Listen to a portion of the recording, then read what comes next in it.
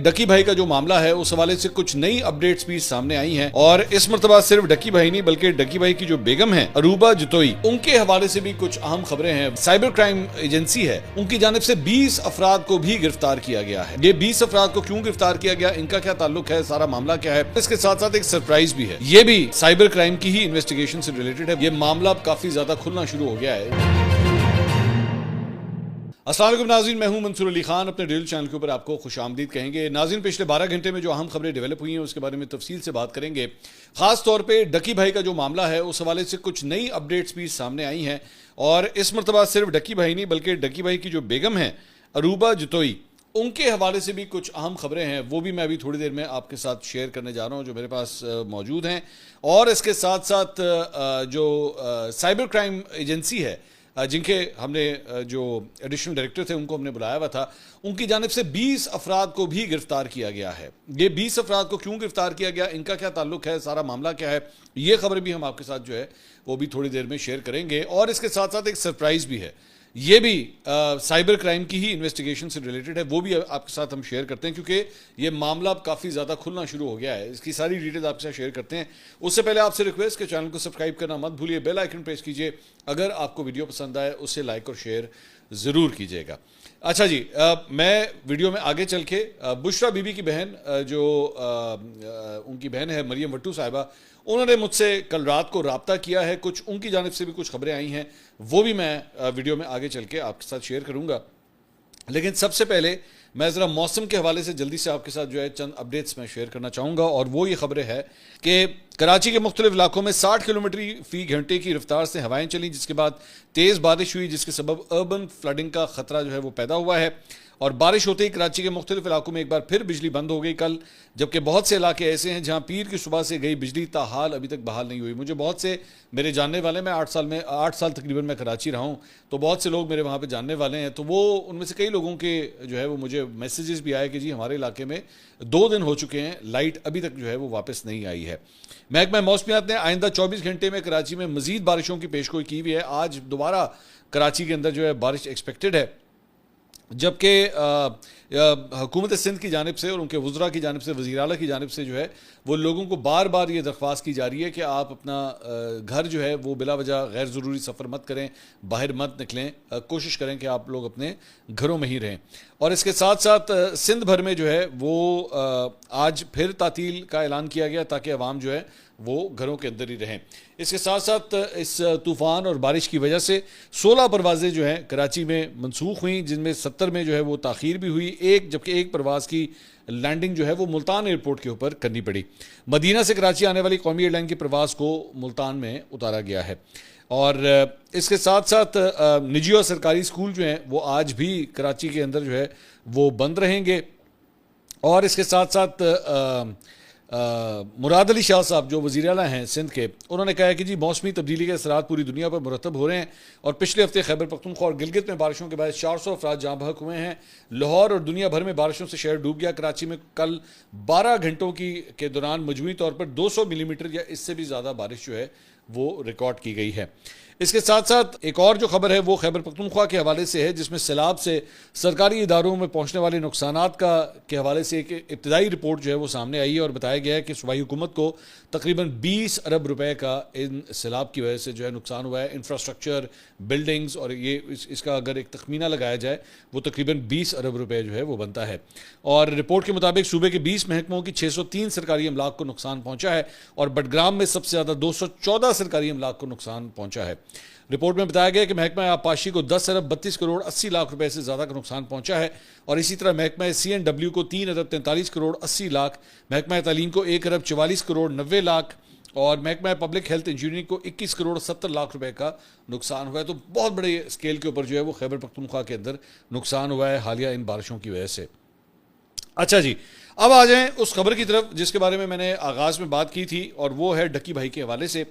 कल हमने एक पॉडकास्ट किया था जो एडिशनल डायरेक्टर हैं उनका, मोहम्मद सरफराज चौधरी साहब, बड़ा तफसीली मैंने वो पॉडकास्ट किया था, लोगों ने बहुत पसंद किया। हम कोशिश करेंगे कि स्टोरी को हम और भी फॉलो करें और इसी सिलसिले में अगली मेरी जो अपडेट है वो भी मैं आपको इस सिलसिले में देने जा रहा हूँ। खबर ये है, मैं पहले डकी भाई के बारे में बात करता हूँ, उसके बाद अगली खबर की तरफ आता हूँ मुझे ये पता लगा है कि डक्की भाई जो हैं वो इस वक्त पूरी तरह national cyber crime investigation agency के साथ जो है वो कोऑपरेट कर रहे हैं। उनसे कल जो है वो क्वेश्चनिंग भी हुई है, इन्वेस्टिगेशन भी की गई है उनसे। और जो मेरे पास डिटेल्स हैं वो मैं फ़िलहाल इसको शेयर इसलिए एग्जैक्ट डिटेल्स मैं इसलिए नहीं शेयर कर सकता क्योंकि सब जुडिस मामला है, ऑलरेडी कोर्ट के अंदर मामला चल रहा है, तो मैं नहीं चाहता कि इन्वेस्टिगेशन जो है उसकी वजह से हर्ट हो। लेकिन चंद तफसीलात जो हैं वो मेरे पास इस मुतालिक भी आई हैं। लेकिन एक और जो इंपॉर्टेंट खबर है वो ये है कि उनकी जो बेगम है डक्की भाई की, अरूबा जतोई साहिबा, वो भी कल जो है वो साइबर क्राइम इन्वेस्टिगेशन एजेंसी में पेश हुई हैं और उनसे भी तकरीबन 1 से 2 घंटे की इन्वेस्टिगेशन उनसे भी की गई है। और इतलात के मुताबिक शायद उनकी जो वालदा हैं डक्की भाई की, वो भी शायद साथ आई हुई थी उनके। दूसरी बात यह कि अरूबा जतोई जो हैं, जो इनकी बेगम है, वो ज़मानत कबल गिरफ्तारी लेकर आई हुई थी। तो उनको इस बात का शक था कि कहीं जिस तरह डक्की भाई को गिरफ्तार किया गया है तो कहीं उनको भी गिरफ्तार ना कर लिया जाए, जिसकी वजह से उन्होंने अपनी बेल बिफोर अरेस्ट जो है वो पहले ही करवा ली थी। उनके साथ साथ जो है वो उनकी वकला की पूरी एक टीम भी जो है वो national cyber crime investigation agency वहाँ पे पेश हुई और उनसे जो है वो क्वेश्चनिंग की गई। मैंने ये अपनी मतलब सोर्सेज से मैंने ये पूछा कि जी ये बताइए कि क्या इनकी भी ये भी मतलब ज़ेर तफ्तीश हैं या इनको जो ऑलरेडी डक्की भाई की इन्वेस्टिगेशन हो रही है उस सिलसिले में बुलाया गया है। तो उसकी डिटेल्स ये हैं कि नहीं, इनको बतौर मुलजिमा वहाँ पे जो है वो नहीं बुलाया गया, बल्कि डक्की भाई के केस के हवाले से, क्योंकि ये भी उनके साथ वीडियोस के अंदर नज़र आती रही हैं, तो इस वजह से उनसे भी जो है वो इन्वेस्टिगेशन की जा रही थी कि इसका जो मनी ट्रेल है या क्या ताल्लुक़ है डक्की भाई का इन तमाम कंपनीज के साथ जो मुबैना तौर पर जुए के अंदर मुलविस हैं। तो इसलिए उनको जो है वो बुलाया गया कि कहीं वो भी जो है अगर कोई इन्फॉर्मेशन जो है वो शेयर करना चाहें। दूसरा, जिस तरह पीसीएल के हवाले से, यानी कि पासपोर्ट कंट्रोल लिस्ट, जिसके अंदर डक्की भाई का नाम ऑलरेडी डला हुआ था, जिसकी वजह से जब वो बाहर ट्रैवल करने की कोशिश कर रहे थे और उनको इमिग्रेशन काउंटर से ही गिरफ्तार किया गया था, तो मैंने ये सवाल किया कि क्या अरूबा जतोई जो हैं उनका नाम भी क्या पीसीएल में डाला गया है, क्या वो भी पाकिस्तान से बाहर ट्रेवल नहीं कर सकती? तो मेरे पास ये खबर पहुंची है कि ऐसी कोई बात नहीं है। वो बतौर मुलजिमा अंडर इन्वेस्टिगेशन नहीं है, सिर्फ एक विटनेस के तौर पे जो है उनको इस मामले के अंदर बुलाया गया था। दूसरा, एक और जो बड़ी खबर है जो मेरे पास पहुंच रही है कि अगले 1 से 2 दिन के अंदर कोई बहुत बड़ी धमाकेदार खबर जो है वो national cyber crime investigation agency से आने वाली है और उसका ताल्लुक डक्की भाई से नहीं है। ये मुझे अभी तक इतनी खबर है कि उनका इससे ताल्लुक़ नहीं है, या रजब भट्ट वगैरह या ये जो यूट्यूबर्स हैं उसके इस सारे मामले के साथ, या ये जो जुए की कंपनीज़ को एलिजिड सपोर्ट की जो बात है, ये उसका उससे ताल्लुक़ नहीं है। ये कोई और बहुत बड़ा धमाका जो है वो होने जा रहा है। लेकिन अभी ये चूँकि कन्फर्म नहीं है और इसलिए चूँकि अभी तक उन्होंने इसको ऑफिशियली अनाउंस नहीं किया, इसलिए मैं इसकी मज़ीद डिटेल्स जो है मैं शेयर नहीं करूँगा। लेकिन मेरे पास जो कम अज़ कम मेरे सोर्सेज से खबर आ रही है वो ये है कि एक और बहुत बड़ा नाम जो है उसके अगेंस्ट भी कार्रवाई जो है वो हो सकती है। अब ये वसीम अकरम भी नहीं है, प्लीज़ ये मत समझिए, क्योंकि उनका नाम भी आया था, लेकिन वो हमें सरफराज चौधरी साहब ने पॉडकास्ट के अंदर ही क्लियर कर दिया था कि अभी तक ऑफिशियली उनके अगेंस्ट किसी किस्म की कोई कंप्लेंट नहीं है, लेकिन कोई और बहुत बड़ा नाम जो है वो सरफेस कर सकता है अगले 24 से 48 घंटे के अंदर। लेट्स सी कि वो इस पर क्या करते हैं। दूसरा, एनसीसीआई मुल्तान की जानिब से भी एक कार्रवाई की गई है और वहाँ पे मुनज़्ज़म माली फ्रॉड में मुलविस 20 मुल्ज़िमान को गिरफ्तार किया गया है। ताल्लुक इसका साइबर क्राइम के साथ ही है। मुल्ज़िमान ने पाकिस्तानी और गैर मुल्की शहरियों को सोशल मीडिया के जरिए जो है बताया गया करोड़ों का नुकसान पहुँचाया। ये तस्वीर भी आप स्क्रीन पर इनकी देख रहे हैं, ब्लर की हुई है। इन लोगों ने फेसबुक, टिकटॉक और व्हाट्सएप के जरिए बताया गया एलिजिडली फ्रॉड का एक जाल बिछाया हुआ था और इमदाद के चक्कर में, रिश्तों के चक्कर में और गेम शोज़ के नाम के ऊपर वो शहरियों को बेवकूफ़ बना रहे थे और जाली कौन बनेगा करोड़पति स्कीम से भी गैर मुल्की शहरियों से भारी रकूम जो है वो बटोरी गई और मुतासिरीन को यकीन दिलाने के लिए गैर मुल्की करेंसी भी दिखाई जाती थी और फ्रॉड में रिश्ता वेबसाइट और जाली बैंक कॉल्स का भी जो है वो इस्तेमाल किया गया। गिरफ्तार मुल्ज़िमान में शोरकोट, झंग, मुल्तान और दीगर शहरों के रहायशी शामिल। आप अंदाज़ा कीजिए कि किन किन जगहों से, दूर दराज एरिया से जो है वो लोगों को ला ला के जो है इन यंगस्टर्स को इस काम के अंदर लगाया गया है। और एनसीसीआई का कहना है कि जी मुतासरा अफराद की निशानदेही और माली नुकसान का तखमिया जो है वो फ़िलहाल लगाया जा रहा है। तो national cyber crime investigation agency जो है वो बहुत एक्टिव हुई हुई है और इस किस्म की अच्छी बात है, मेरे ख्याल में दैट इज़ वेरी गुड कि कहीं पे भी इस किस्म के अगर कोई फ्रॉड्स होते हैं और उनको पकड़ा जाता है तो दैट्स वेरी गुड। उनके अगेंस्ट हर सूरत जो है वो कार्रवाई होनी चाहिए। सियासी मामला की तरफ जरा थोड़ा सा आते हैं और वो ये है कि आज इमरान खान और बुशरा बीबी के खिलाफ तोशाखाना 2 केस की अडयाला जेल में समाअत जो है वो मौखर हो गई है। कल रात को ये खबर पहुंची और इमरान खान और उनकी अहलिया बुशरा बीबी के वकला को समाअत मौखर किए जाने से बाकायदा तौर पर आगाह कर दिया गया है। मुझसे कल रात को जनाब बुशरा बीबी की जो बहन है मरियम वट्टू साहिबा, उन्होंने मुझसे रब्ता किया और उन्होंने कहा कि जी मैं बुशरा बीबी के हवाले से कुछ इन्फॉर्मेशन आपके साथ शेयर करना चाह रही हूँ जो उनकी तरफ से आ रही है। ये ज़हन में रखिएगा, ये मरियम वट्टू साहिबा कह रही हैं। क्या ये सब कुछ हो रहा है या नहीं हो रहा, मुझे इसके बारे में नहीं पता। उनकी बहन जो बता रही है, मैं सिर्फ आप तक एक खबर पहुँचा रहा हूँ कि ये उन्होंने सब कुछ कहा है। वो ये क्लेम कर रही हैं कि जी उनको जो है वो बुशरा बीबी को जो है वो C क्लास सेल के अंदर रखा हुआ है और उन्होंने कहा कि जिस जगह पे रखा हुआ है एलिजिडली उसकी छत भी जो है वो टपक रही है और सेल के अंदर जो है पानी आ जाता है जब भी वहाँ पे बारिश होती है। उन्होंने कहा कि वहाँ पे पानी जो है, जो बिजली का स्विच बोर्ड है उसके ऊपर भी पानी गिरता है और उसकी वजह से बिजली का जो है वो झटका लगने का भी बहुत खदशा है और उनको बिजली के झटके इसकी वजह से शॉक्स जो हैं वो लग चुके हैं। बुशरा बीबी के बारे में वो ये क्लेम कर रही हैं।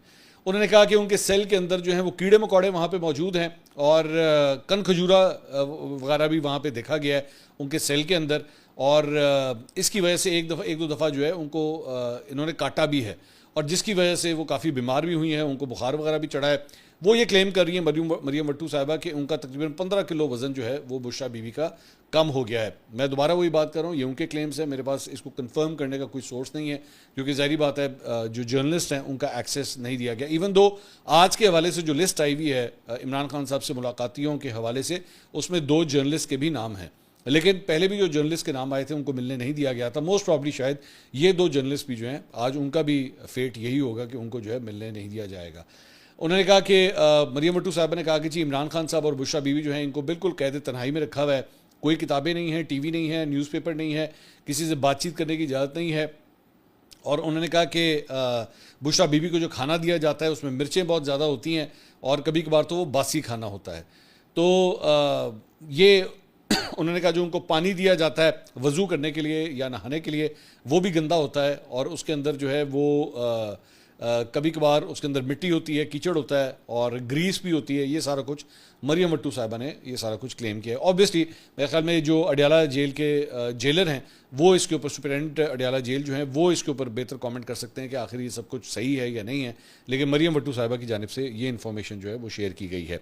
इमरान खान साहब ने ट्वीट किया कल, उन्होंने कहा जी मेरा अपनी पूरी कौम, अपने कारकुनान और पार्टी की आदत को पैगाम है।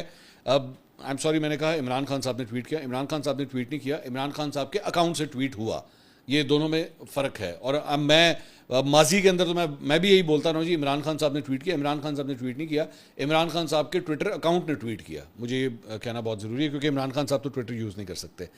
तो उन्होंने कहा उस अकाउंट में लिखा हुआ, मैं फिर कह रहा हूँ उन्होंने कहा, उन्होंने उनके अकाउंट पे लिखा हुआ है कि जी मेरा अपनी पूरी कौम, अपने कारकुनान और पार्टी की आदत को पैगाम है कि आपका कप्तान आज भी सीना तान कर खड़ा है, आपने घबराना नहीं है। पार्टी के रहनुमा और कारकुनान को 5 अगस्त के बाद 14 अगस्त को भी मुल्क भर में निकल कर खराज तहसीन पेश करता हूँ। कहाँ निकले, कितने को निकले, खैर दैट इज़ डिबेटेबल। और अकाउंट में लिखा हुआ है जी मैं खुद इस जेल की काल कोठरी में कैद रहकर भी अपनी कौम की हकीकी आज़ादी की जंग लड़ रहा हूँ और जब तक अपनी कौम को गुलामी की जंजीरों से आज़ाद नहीं करवा लेता इस तरह डट के खड़ा रहूँगा। मुझ पर एक बार फिर मुकम्मल तौर पर कैद तन्हाई नाफिज कर दी गई है। अहले खाना और वकला से भी मुलाकात बंद करवा दी गई है, जबकि बैरूनी दुनिया और हालात हाज़रा से बेखबर रखने के लिए हर ज़रिया मालूमात, चाहे वो टीवी हो या अखबार, मुकम्मल तौर पर बंद कर दिया गया है। यही गैर इंसानी सलूक बुशरा बीबी के साथ भी रवा रखा जा रहा है। तो मरियम वट्टू साहिबा जो कह रही थी वही चीज़ जो है तकरीबन इमरान खान साहब के ट्विटर अकाउंट के ऊपर भी लिखी गई है। इसके साथ साथ इमरान खान साहब ने कल जनाब कौमी असम्बली के लिए महमूद खान अचकज़ई को अपोजिशन लीडर जो है वो नामजद कर दिया है। महमूद खान अचकज़ई साहब जो हैं इसके हवाले से, मतलब इस नॉमिनेशन के हवाले से सोशल मीडिया के ऊपर इमरान खान साहब की ये वाली तस्वीर जो आप स्क्रीन पे देख रहे हैं, इसको उनके मुखालिफिन बहुत ज़्यादा सर्कुलेट कर रहे हैं कि एक ज़माने में जब 2014 का धरना देने के लिए इमरान खान साहब इस्लामाबाद गए थे तो वहीं पे इन्हीं महमूद खान अचकज़ई साहब का इन्होंने मजाक उड़ाया था और उनकी तरह ही चादर सर के ऊपर ओढ़ के जो है उनका बहुत मजाक उड़ाया था। तो वक्त ने कैसी करवट बदली है कि आज वही इमरान खान साहब जो है महमूद खान अचकज़ई साहब को अपना अपोजिशन लीडर मतलब नॉमिनेट कर रहे हैं। बहुत से लोग जो है इसके ऊपर कमेंट कर रहे थे कि इसीलिए कहते हैं कि सियासत के अंदर जो है वो कभी किसी के खिलाफ इतना आगे नहीं चले जाना चाहिए कि कभी आपको जब यू टर्न लेना पड़ जाए तो एम्बेरसमेंट हो उसके ऊपर। लेकिन ठीक है, इमरान खान साहब ने, महमूद खान अचकज़ई साहब जो हैं एक सीनियर पॉलिटिशियन है, तजुर्बाकार पॉलिटिशियन है, मतलब जहादीदा पॉलिटिशियन है। और मियाँ साहब के, जब इमरान खान साहब की हुकूमत थी तो ये मियाँ साहब के काफ़ी करीबी थे, लेकिन उसके बाद ऑब्वियसली अब जो है दोबारा वो अपोजिशन का ही किरदार अदा कर रहे हैं। महमूद खान अचकज़ई साहब के जब मुझे पता लगा कि उनको अपोजिशन लीडर के तौर पे नामजद किया गया है इमरान खान साहब की जानिब से, तो सबसे पहला सवाल मेरे ज़हन में ये आया कि अपोजिशन लीडर का और स्पीकर नेशनल असेंबली का अब रिश्ता कैसा चलेगा। क्योंकि जारी बात है, जो स्पीकर होते हैं वो हमेशा अपोजिशन लीडर को या जो कायदे ऐवान होते हैं उनके साथ बड़ा एक कॉर्डियल रिलेशनशिप जो रहता है, मीटिंग्स वगैरह भी होती रहती हैं, गाहे बगाहे मिलते हैं। तो महमूद खान अचकज़ई साहब और सरदार रियाज सादिक साहब का जो है बड़ा पुराना आपस में मसला एक चल रहा है, और अक्सर औकात महमूद अचकज़ई साहब जो हैं वो सरदार रियाज सादिक साहब को मीडिया से गुफ्तगू करते हुए डायरेक्टली बहुत कुछ बोल देते हैं। तो अब वो खुद अपोजिशन लीडर जब बन रहे हैं तो इनका तो डायरेक्ट ताल्लुक ही जो है वो एक किस्म का स्पीकर नेशनल असेंबली से बन जाएगा। So I think it's going to be a very bumpy road unless और अनटिल दोनों जो हैं वो अपने मामलात को रिजॉल्व कर लें। इसके साथ साथ आजम खान सवाती साहब को जो है वो सेनेट में अपोजिशन लीडर जो है उनको नामजद किया गया। अब ज़हन में रखिएगा कि आजम खान सवाती साहब जो हैं वो एक ऐसी शख्सियत हैं जिन्होंने पिछले चंद महीनों के अंदर जब मीडिया से गुफ्तगू की तो he was very very optimistic about this thing. वो बड़े उम्मीद से थे इस बात पे कि इंशाल्लाह जल्द जो है वो कोई डील हो जाएगी इमरान खान साहब की और इस्टेब्लिशमेंट के दरमियान कोई मामला जो है वो तय पा जाएंगे। तो ऐसी शख्सियत को, लेकिन दूसरी जगह महमूद खान अचकज़ई साहब जो है वो बड़ी एक हार्ड कोर लाइन लेते हैं। तो दोनों अफराद में जो है वो काफ़ी हद तक फ़र्क है अपने सियासी बयानिया के हवाले से। देखें अब ये मामला जो है वो आगे किस तरह चलता है। पाकिस्तान तहरीक इंसाफ के सेक्रेटरी जनरल सलमान अकरम राजा ने तस्दीक की है कि इमरान खान ने उमर अयूब की जगह कौमी असम्बली में महमूद अचकज़ई और शिबली फराज की जगह आज़म सवाती को जो है वो अपोजिशन लीडर नामजद किया। और इसके साथ साथ उन्होंने कहा कि खान साहब ने ज़िमनी इंतखाबात में हिस्सा लेने का फैसला PTI की सियासी कमेटी की जवाबदीद पर छोड़ दिया है। सियासी कमेटी इजलास आज होगा, तो इसमें काफ़ी हद तक ये फाइनल हो ही गया। आप समझिए कि वो ज़िमनी इंतखाबात में हिस्सा लेंगे। और मैंने आपको ये बताया था कि मेरी इतलात के मुताबिक पाकिस्तान तहरीक इंसाफ की जो सियासी कमेटी है वो इंक्लाइंड है इस तरफ कि ज़िमनी इलेक्शंस में हमें हिस्सा लेना चाहिए। उसकी बहुत बड़ी वजह यह है कि जिन लोगों की सीटें खाली हुई हैं ना, जो ज़िमनी इंतखाबात जो नाहल हुए PTI के लोग और जिनकी जगह के ऊपर अब ज़िमनी इंतखाबात सीटों पे हो रहा है, वहाँ की अपनी फैमिलीज़ ये कंसिडर करती हैं कि इन जगहों को हमें खाली नहीं छोड़ना चाहिए।